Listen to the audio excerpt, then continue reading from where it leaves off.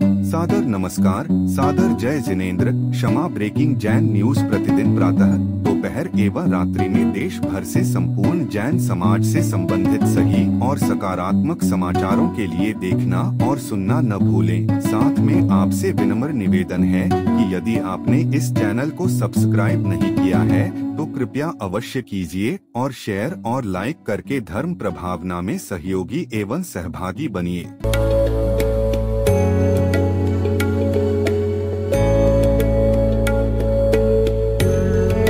एक ऐसी संस्था जो जैन आगम के पथ पर बढ़ने वाले साधुओं की सेवा में दे रही है अपना योगदान और उनके आहार विहार में निभा रही है अपनी अहम भूमिका। साधु सेवा धाम भगवान पार्श्वनाथ धाम काकोरी लखनऊ, जो विहार न करने वाले साधुओं के आहार एवं विश्राम की कर रही है संपूर्ण व्यवस्था। आप भी ऐसी ही संस्था के साथ जुड़कर करें अपनी चंचला लक्ष्मी का सदुपयोग।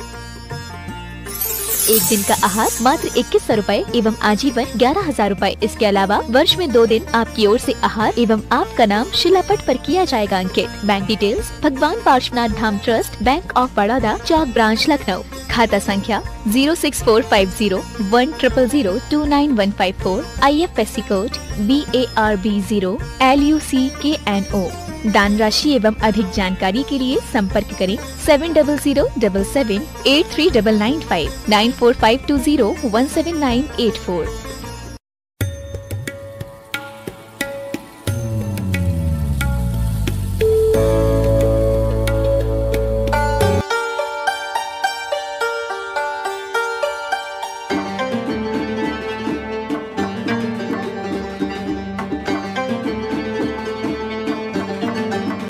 आज गंभीर सागर जी महाराज के जन्म उत्सव के दीक्षा दिवस के उत्सव पे आज आए हैं।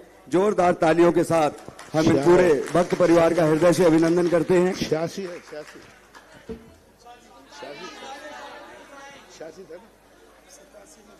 87 हुई थी, 1987 में छुल्लक दीक्षा हुई थी नैनागिर में 10 फरवरी को। 10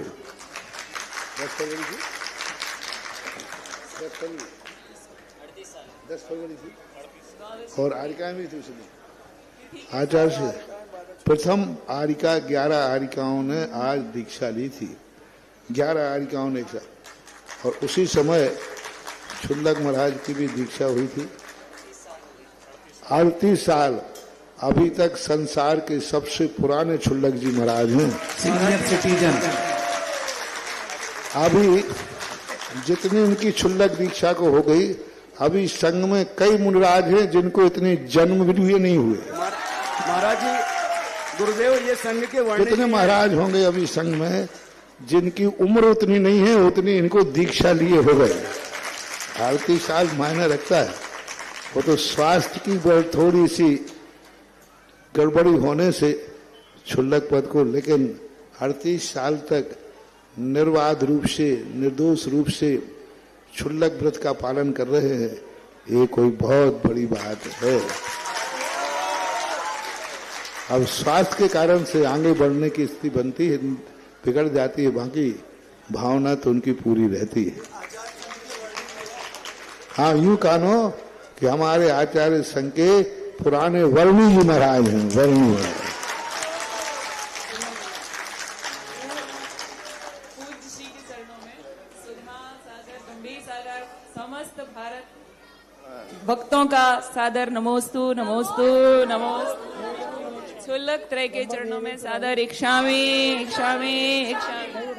पूज्य श्री, आज ये प्रश्न ये सारे भक्त बच्चों का है।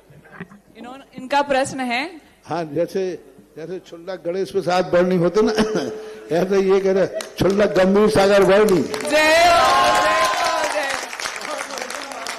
गुरुजी, हमारे यहाँ ये सारे बच्चे महाराज जी का दीक्षा दिवस मनाना आज आए और उनका ये मुझसे बार बार पूछते थे, दीदी हम लोग कैसे मनाएं।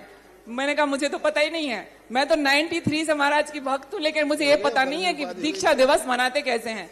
तो महाराज जी, इन बच्चों का प्रश्न है कि आप हमें बताएं कि एक आदर्श दीक्षा दिवस कैसे मनाएं। आज से कर लेते ये। अब आज से वैलिडी कर दिए जाते हैं छुल्लक गंभीर सागर वर्णी।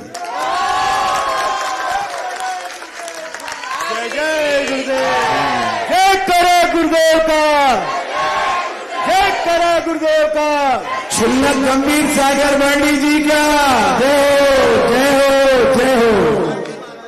बर्णी महाराज, बर्णी महाराज की जय हो, जय हो, गंभीर सागर जय हनुमान। आज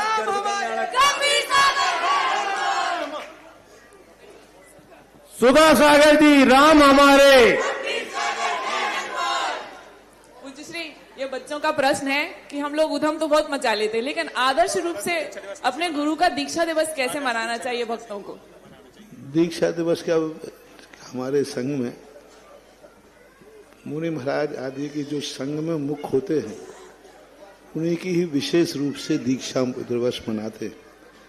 सामान्य रूप से मना लेते हैं सब लोग, अपने गुरु की पूजा करके, भक्ति करके, परिक्रमा लेकर के, पाठ प्रक्षालन आदि करके संघर्ष साधु मना लेते हैं। सामान्य रूप से जो संघ के मुखिया होते हैं उन्हीं की, और विशेष रूप से मुनि दीक्षा को ही दीक्षा कहा जाता है। जब रत्नत्रय की दीक्षा होती है शास्त्रों में उसी को दीक्षा कहा जाता है। देश व्रत को व्रत कहा जाता है। एक बार कोई ऐसी चर्चा चली, एक किसी आरिका की दीक्षा दिवस मनाने के लिए कोई लोग गए, महाराज जी हम आरिका दीक्षा दिवस मनाएं। तो आचार्य जी ने कहा दीक्षा हुई हो तो दीक्षा दिवस मनाओ, यानी व्रत। पंचम स्थान में व्रत लिया। परिव्रज शब्द, परिव्राज जो शब्द है वो छठे सात में गुण स्थान से शुरू होता है। तो दीक्षा का शब्द जैनाचार्यों ने मुनि शब्द से ही प्रासंगिक किया है, तो ये व्रत कहलाते। फिर भी लोक व्यवहार में क्षुल्लक दीक्षा कहलाती है। तो उनके लिए वस्त्र भेंट करना, उपकरण भेंट करना, यही सब कार्य करना चाहिए। और वो अपने से जो संघ में साधु संत हैं उनकी प्रदक्षिणा, पाठ प्रक्षालन, भक्ति करके उस दिवस के अपने रूप में अवभाग के रूप में मना लेते हैं। गुरुदेव, आज जो आपने घटना बताई उसमें मैं एक घटना और जोड़ना चाहता हूँ। आपने कहा था मैं यहाँ पर आया नहीं हूँ, मुझे लाया गया, भेजा गया है। तो आज से 12 साल 13 साल पहले जब आप यहाँ पर आए, उसके पहले हम लोग धमतरी गए थे आचार्य श्री के पास, हमारे मालूकदारी गए थे और हम लोग गए थे। एक छोटी सी जिज्ञासा लेके गए थे महाराज जी कि अहिंसा वाटिका में 3-4 करोड़ की जमीन ले रहे थे, उसकी भरपूर्ति के लिए हम गए थे कि आप महाराज जी आचार्य श्री आपको पधारना है। तो वो कहने लगे मेरा आना तो नहीं होगा। तो कहने लगे आपका नहीं होना तो सुधा सागर जी महाराज जी आप कर सकते हो या सुधा सागर जी कर सकते हैं। मात्र 4 करोड़ की भावना लेके हम लोग गए थे और उसी का कारण आपने वहां से रामटेक से यहाँ बिहार किया और ये कह के किया कि वहां भेजा गया है। यहाँ पर आने के बाद जब आपको हम अहिंसा वाटिका ले गए और वहां आपको दिखाया सारी जगह, उस समय ज्यादा परिचित नहीं लोगों से थे और हमने आपके साथ तीर्थ यात्रा की थी सम्मेद शिखर की सन 83 में। तो आपने कहा कि ये जगह तो बिल्कुल बेकार है। तो हमने कहा महाराज जी हमको तो समोसरण यही बनाना है। तो कहने लगे नहीं ये जगह उचित नहीं है, और कोई जगह है। तो हमने कहा महाराज जी गौशाला है, हम गौशाला में बने, एक मंजिल बना हुआ है उसी के ऊपर बनवा दो आप। फिर जब गौशाला यहाँ लेकर आए और गौशाला दिखाई और गौशाला के सामने ये प्लाट पड़ा हुआ पूरे मैदान देखा, तो आपने कहा कि ये किसकी है। तो हमने कहा महाराज जी ये 30 एकड़ जो ली है सवाई सिंह परिवार से और ये पूरी जमीन ही उनकी है। कहने लगे ये जमीन तो बहुत ऊर्जावान है। ये वहीं से शुरुआत हुई कि ये जमीन तो बहुत ऊर्जावान है, किससे बात करना है। तो हमने कहा कक्का से बात करना है। यहाँ कक्का ही ने 30 एकड़ जमीन गौशाला के लिए उन्हीं के प्रयास से मिली थी। तो कहने लगे ठीक है कक्का को बुलाओ। और फिर कक्का को लेके हम गुरुदेव आपके पास बोर्डिंग गए और फिर सारी जो घटना हुई वो सारी आपको मालूम है। तो हम तो खाद 4 करोड़ के लाने महाराज लेके आए थे आपके, और आपने तो पूरा भंडार भर दो, समझे। हम बहुत मालूमदार बड़े आंसू टपका रहे थे आचार्य जी से, महाराज जी 4 करोड़ हमारे पास नहीं है, हम कहाँ से लाएं, हमारी जो जमीन की जो रजिस्ट्री होने क्या करें। तो उस 4 करोड़ के लिए अर्जी करते करते यही कहा था, या तो आप चलो या फिर सौदा सागर जी के। तो ये घटना शुरुआत की हुई और आज इतना बड़ा वृक्ष आपके आज उससे बना हुआ है, उसके लिए हम आपके बहुत बहुत आभारी। नमस्ते भगवान, नमस्ते भगवान। एक छोटी सी जिज्ञासा ये कि रात्रि भोजन त्याग और रात्रि भोजन त्याग प्रतिमा, ब्रह्मचर्य व्रत त्याग और ब्रह्मचर्य व्रत प्रतिमा, इसमें अंतर क्या है? रात्रि भोजन त्याग एक मूल गुण है, एक कुलाचार है। जैन कुल में जन्म लेते ही रात्रि भोजन का त्याग होना चाहिए। और रात्रि भोजन जो प्रतिमा है, इसके 2 अर्थ हैं। सप्तम प्रतिमा में ब्रह्मचर्य व्रत होता है, तो दिवा भोजन यानी रात दिन का पूरा संयम सब प्रकार का धारण करता है। और रात्रि भोजन त्याग प्रतिमा का अर्थ है कृत कारत अनुमोदना से। किसी भी रूप में किसी को भी वह रात्रि, यहाँ तक कि 7वीं प्रतिमाधारी रात्रि में जानवरों को भी नहीं खिलाएगा, पशु पक्षियों को भी पानी नहीं पिलाएगा। 6ठी प्रतिमा में वो अपने आप में 6ठी दिन में उनको खिलाएगा पिलाएगा। किसी को भी पशु पक्षियों को भी रात्रि में परिवार को रिश्ते कृत कारत अनुमोदना से सब तरफ से त्याग होता है। और जो रात्रि भोजन का है वो स्वयं अपने आप में रात्रि भोजन नहीं करेगा, किसी दूसरों के लिए नहीं रोकेगा। तो इस प्रकार का अंतर जानना चाहिए। ब्रह्मचर्य और ब्रह्मचर्य प्रतिमा में बहुत अंतर है। ब्रह्मचर्य पहली बात तो कुछ सामान्य ब्रह्मचर्य होता है जिसे अणुव्रत कहते हैं। अणुव्रत के रूप में ब्रह्मचर्य को लिया शुद्ध और संतोष व्रत। सामान्य ब्रह्मचर्य व्रत की कोई चर्चा जैनागम में नहीं है। वो मात्र एक अपनी विशेषता है कि ले लेता है तो बहुत अच्छी बात है। विजय और विजया का नाम मिलता है बिना 7 प्रतिमाओं के ब्रह्मचर्य व्रत लिया था। शास्त्रों में एक अनंतमती का मिलता है, जिन्होंने बिना प्रतिमा लिए अनंतमती कन्या ने आजीवन ब्रह्मचर्य व्रत लिया था।